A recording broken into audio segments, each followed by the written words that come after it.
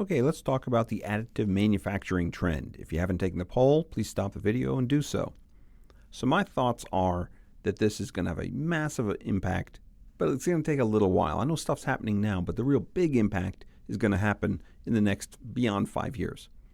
So the direct impacts, well, what 3D printing allows you to do is to create a unique run of one. I can create something that's no one else has seen before, different techniques, and so it allows me to build something that cannot be built using traditional methods.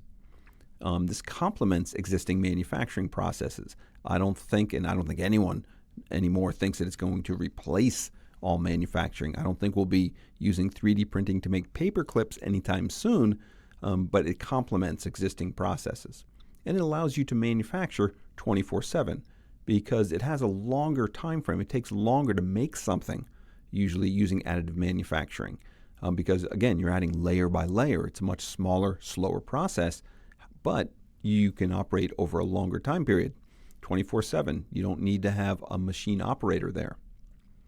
So the approach that I would look at this to analyze this, well, you can look at it from a bunch of different ways.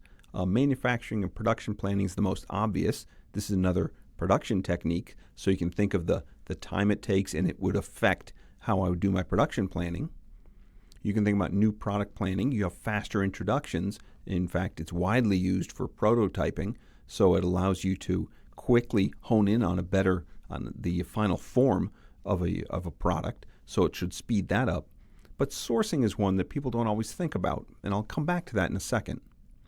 So let's think about the longer term impacts, and one of the big things that we're starting to see, it's replacing manufacturing of individual components of a complex system to manufacturing the system as a whole.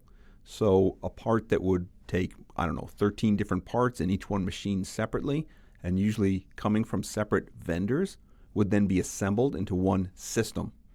Now, and we're finding manufacturers starting to look at this, they're redesigning the system, the whole component, not just the individual pieces. And so they can make that all together or make a vast majority of it. So think about what this means. I have fewer components coming in to make my system, whatever that is, so I probably have fewer suppliers. And so this is why we get to sourcing. My supplier base might be shrinking because instead of having people machine individual components and I assemble them, I might be able to machine the system as a whole. And you're seeing this more and more. This reduces the number of sourcing points, the number of suppliers. It reduces the number of components that you're going to put in to your equipment, and it shortens the supply chain. It removes a whole layer of component manufacturing.